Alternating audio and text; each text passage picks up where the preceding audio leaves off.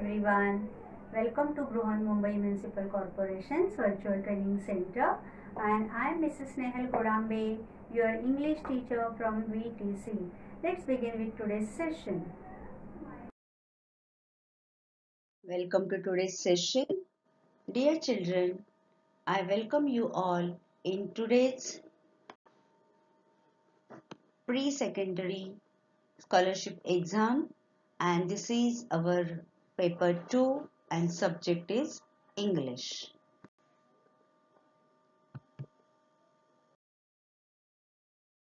Let's see what is our today's topic. Once again, we are doing one subunit from unit number 1, that is vocabulary. In very first session, we have seen the syllabus for this scholarship examination, and very first unit at present we are studying, and that is vocabulary. And there are, as you know, 8 subunits in this first unit. So we are dealing with different units in different parts of these videos.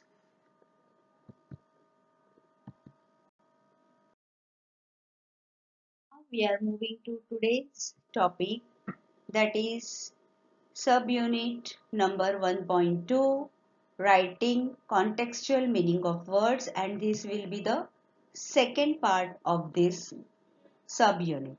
बघा, मागच्या भागामध्ये आपण writing contextual meaning of words म्हणजे काय याचा आपण अभ्यास केला होता. डिटेलमध्ये आपण कॉन्टेक्स्चुअल या शब्दाचा अर्थ पाहिला होता, विविध प्रकारचे त्याचे डेफिनेशन्स पाहिलेले होते.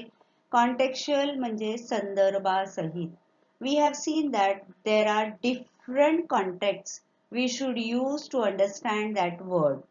आपल्याला एखाद्या शब्दाचा अर्थ सांगायचा असेल तर तो शब्द कोणकोणत्या संदर्भाने त्या सेंटेन्स मध्ये आलाय, त्या पॅसेज मध्ये आलाय, त्या स्टोरी मध्ये आलाय, त्या पोएम मध्ये आलाय, हे आपल्याला सांगता आलं पाहिजे किंवा ते जाणून घेता आलं पाहिजे. आणि त्या शब्दाचा तिथे असलेला अर्थ आपल्याला जर सांगता आला, एक्सप्लेन करता आला, आपल्याला जर समजला, तर आपल्याला ती कविता, तो पॅसेज, ते सेंटेन्स उत्तम प्रकारे आपण कॉम्प्रिहेंड करू शकतो.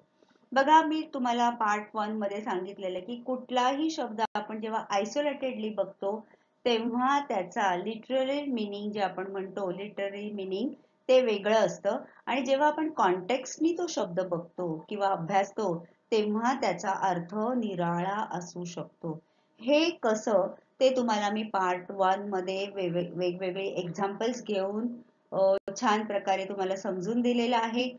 तुम्ही आता हे सेकंड पार्ट जो आहे तो पाहताना अगदी पार्ट 1 लगेच आत्ताच्या आत्ता पाहिलं किंवा पार्ट 1 आणि पार्ट 2 तुम्ही अगदी लागोपाठ पाहिलं तर तुम्हाला हा जो भाग आहे 1.2 writing contextual meaning of words हा उत्तम प्रकारे समजू शकेल.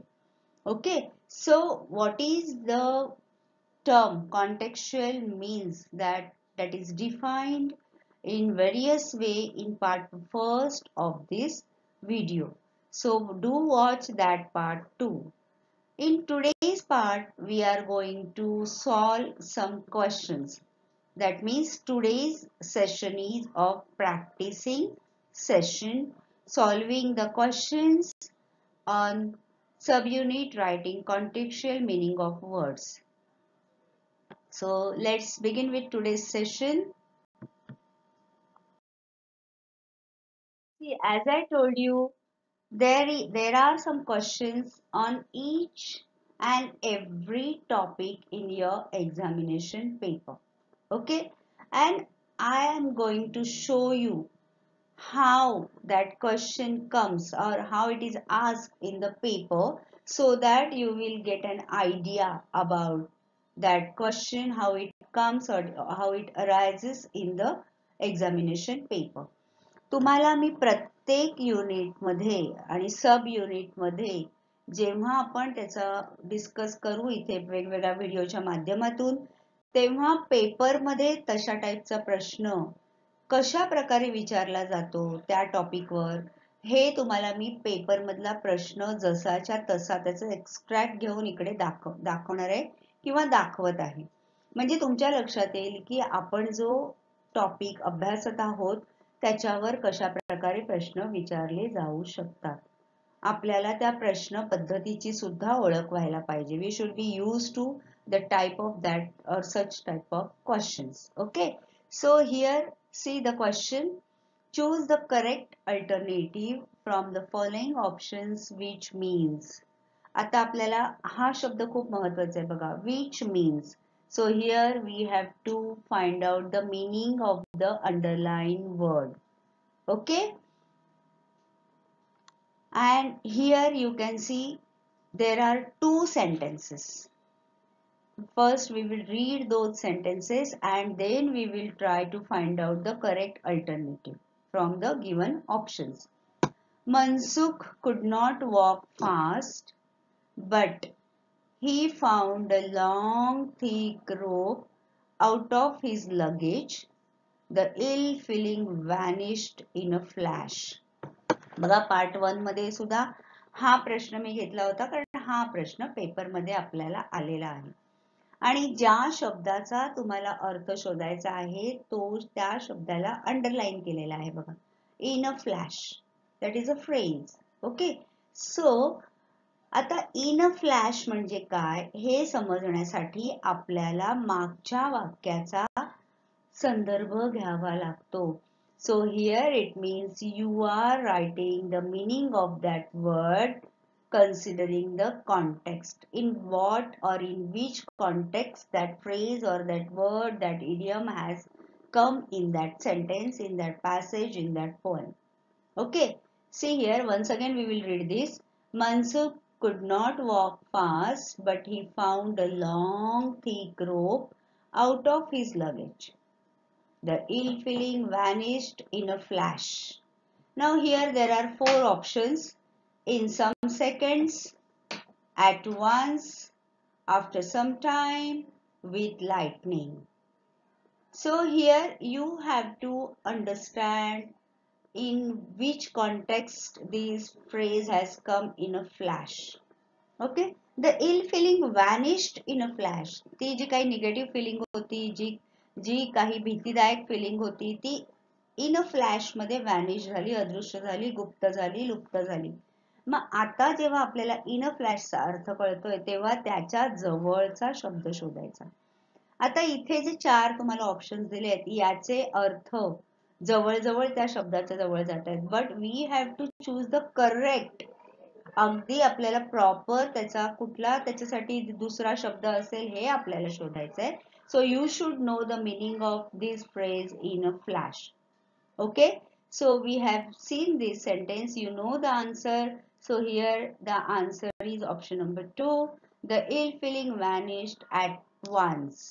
Okay, so in this way you have to guess the meaning of that word, of that phrase, by taking into consideration the other things which are there, which are present in that sentence or in that passage. So this is known as understanding the contextual or the contextual references. Okay, so here as you know there are 4 numbers and we have to color the correct alternative from these 4. Okay, so as I told you, our today's session is of practicing session. So we will do with some more questions. आपण मागच्या भागात सुद्धा 4-5 प्रश्न आपण सोडवलेले होते आणि आजचा जो आपला सेशन आहे हा स्पेशली प्रॅक्टिसिंग सेशन आहे.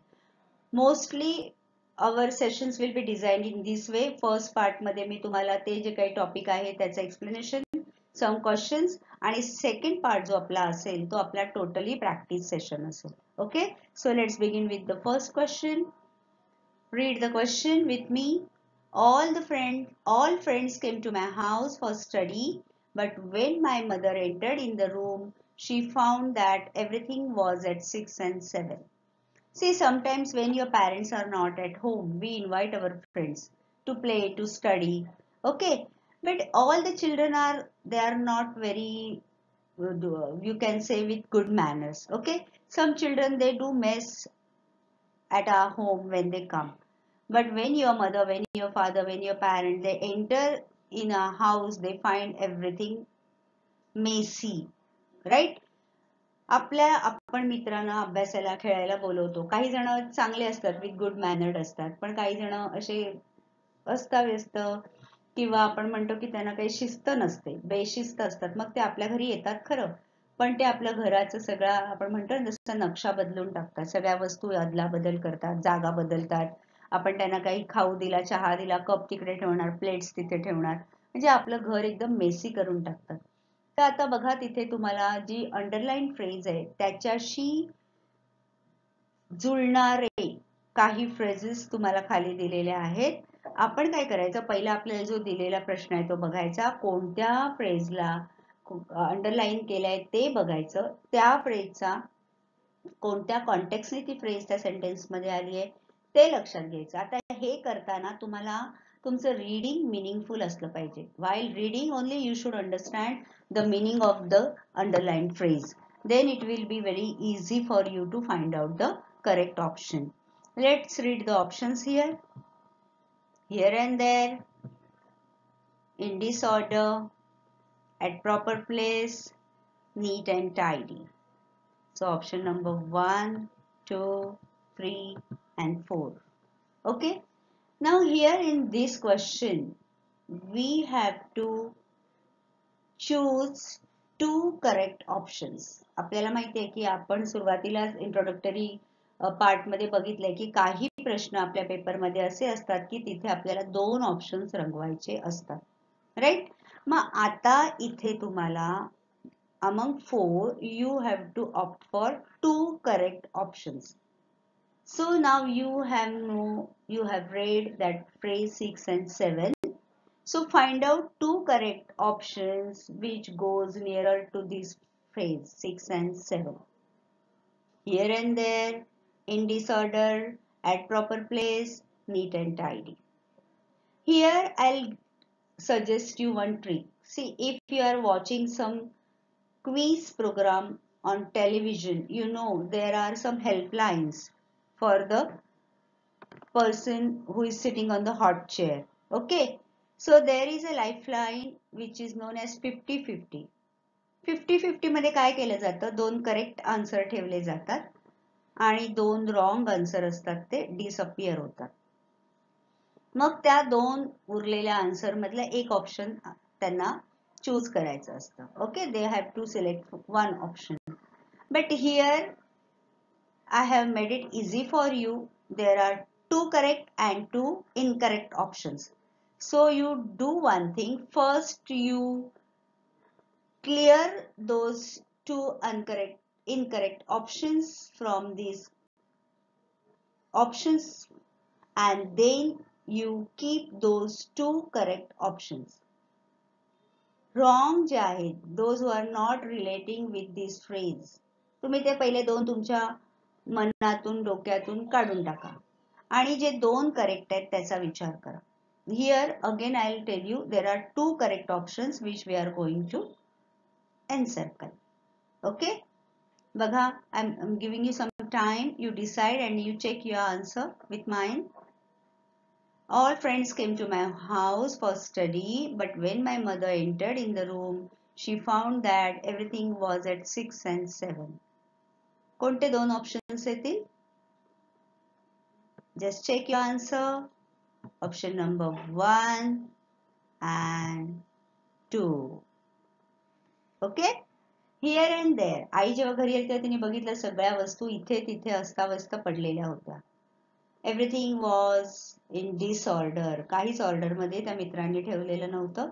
जसं घर ठेवलेलं आईने ते सगळं त्यांनी अस्ताव्यस्त करून टाकलेलं होतं. Okay, so these are two options which will match with this phrase 6 and 7. At proper place, जागच्या जागी ते तर येणारच नाही. Neat and tidy also will not come. So here two correct options are option number 1 and 2. Got it? कसं करायचं कळलंय? Now let's move to the next question.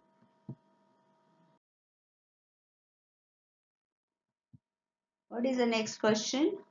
Sahil came in the nick of time. बघा underline phrase कोणती आहे? Sahil came in the nick of time to the airport, otherwise he could have missed his flight. आता तुम्हाला जेव्हा मी हे वाचते तेव्हाच तुम्हाला त्याचा अर्थ कळला असेल बघा. So as I told you, your reading should be meaningful. तुम्ही अशा प्रकारे वाचन केलं पाहिजे की वाचता वाचताच त्या फ्रेजचा अर्थ आपल्याला कळला पाहिजे. Sahil came in the nick of time to the airport, otherwise he could have missed his flight. Let's read the options. At right moment, late, for a short while, before departure of plane. 1, 2, 3 and 4. Now you think about the answer and check your answer. आता इथे मी तुम्हाला गेसिंग time देणार आहे. Okay, कारण हे आपलं practice session आहे. तुम्हाला इथे गेसिंग जरी तुमचं इनकरेक्ट आलं तरी पण नो प्रॉब्लेम, पण एक्झाम मध्ये मात्र आपल्याला ते करेक्टच आलं पाहिजे. आणि ह्या वेगवेगळ्या phrases, as I told you, की आपलं जे वोकॅब्युलरी आहे, you have to enrich it. शब्द, phrases, idioms, opposites, meaning, same meaning असणारे सिनोनिम्स, हे सगळं आपल्या पोतडीमध्ये ह्याचा भरपूर साठा असला पाहिजे. ओके, आणि म्हणून तुम्हाला मी सांगते की रोज 10 तरी नवीन शब्द तुम्ही फाइंड आउट करा, त्याचा अर्थ लिहून काढा, ते वापरा तुमच्या सेंटेन्समध्ये किंवा तुम्ही तुमच्या लेखनामध्ये, बोलण्यामध्ये. म्हणजे तुम्ही त्याची स्वतःलाच भरपूर प्रॅक्टिस द्या. बघा आता option, which option you have opted for. Check your answer.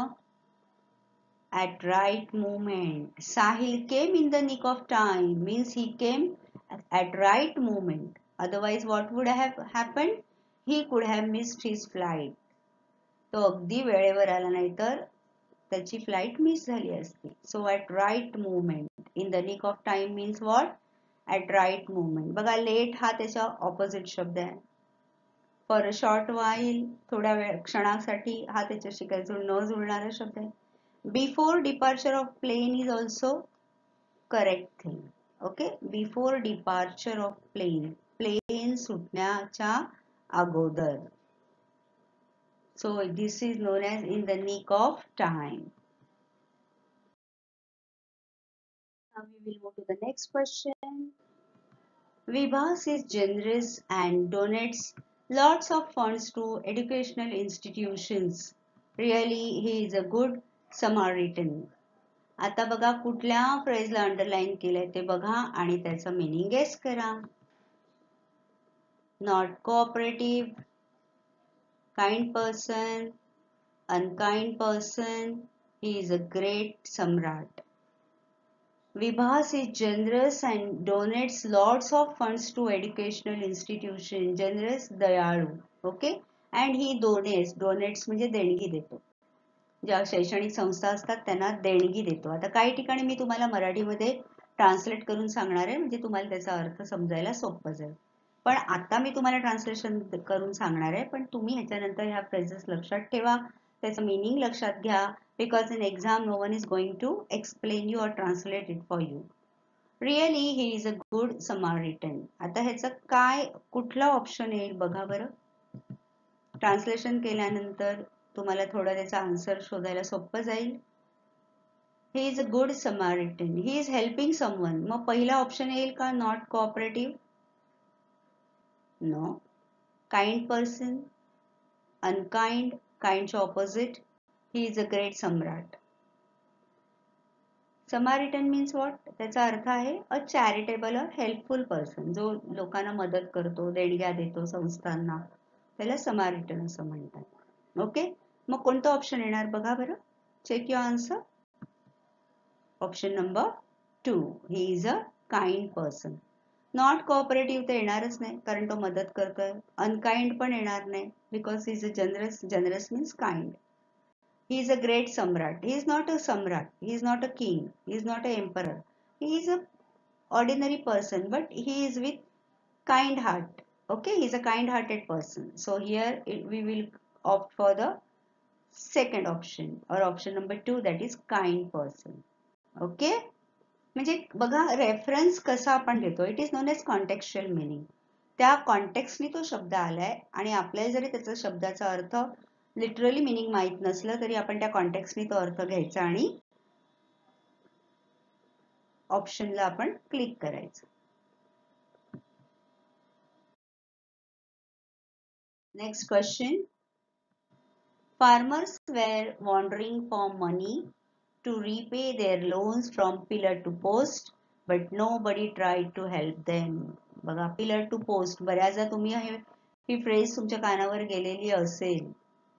Farmers were wandering for money to repay their loans from pillar to post, but nobody tried to help them. Read the options. For help them, from one person or thing to another, getting loan again from other person, approach the bank for loan.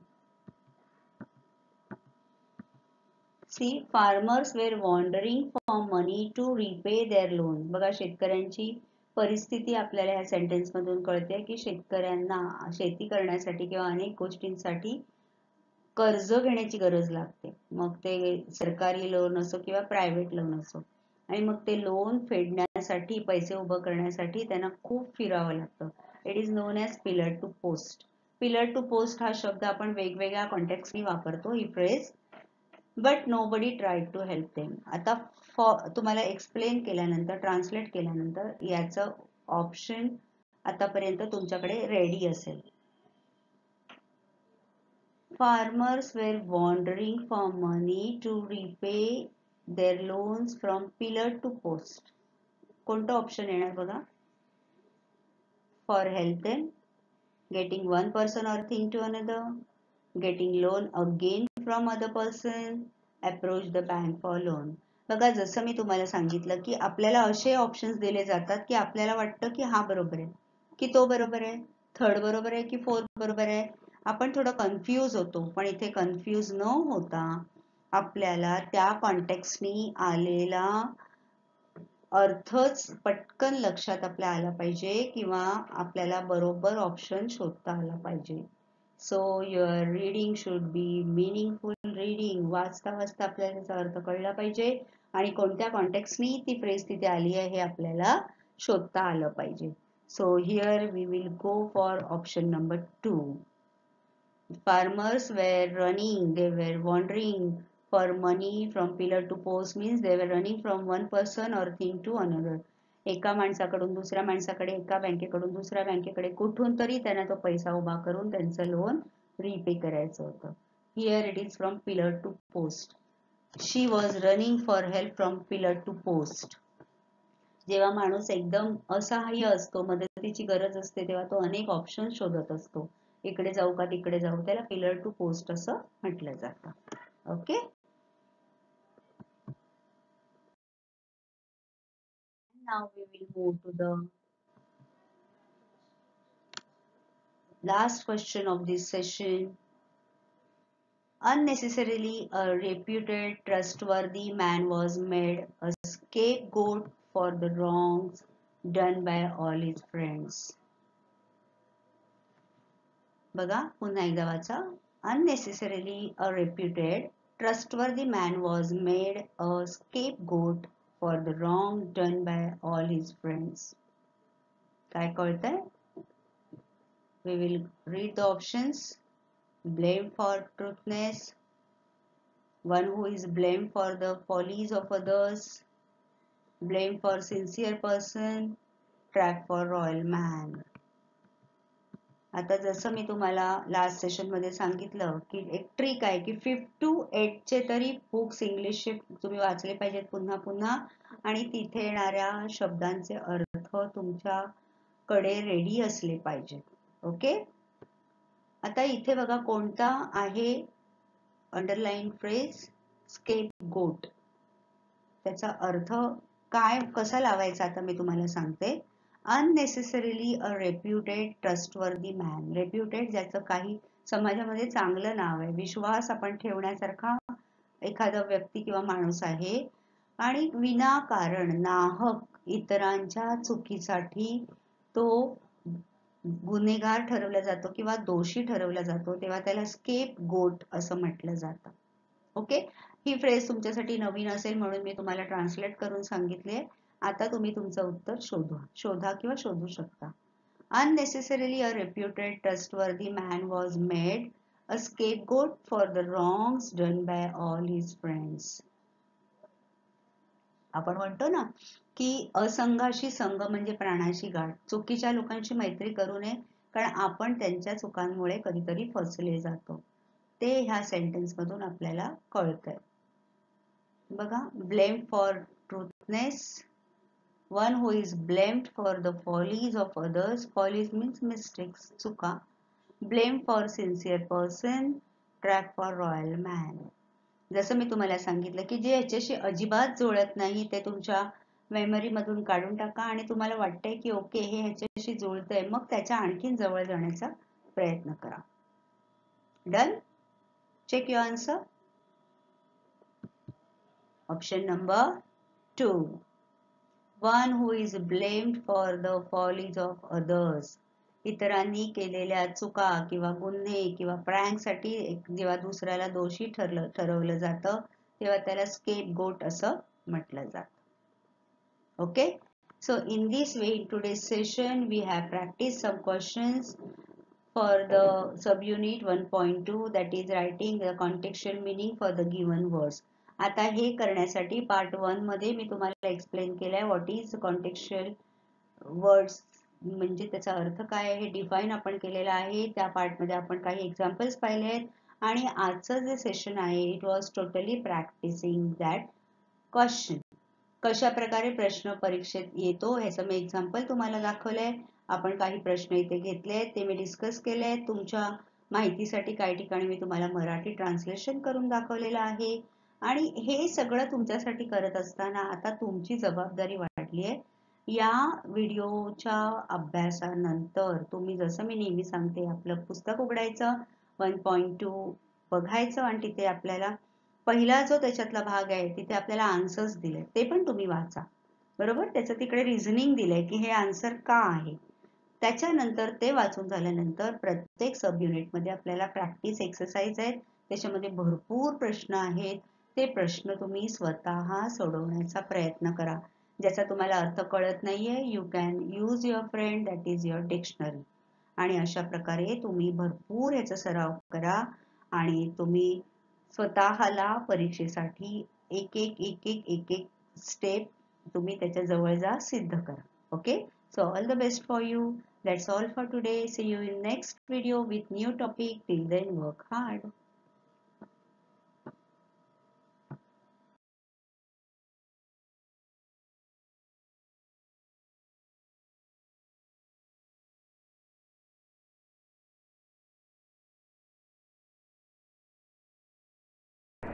That's all for today. So you will revise whatever we have learned in today's session. Please subscribe the channel and press the notification button to get the link of next video. Bye bye.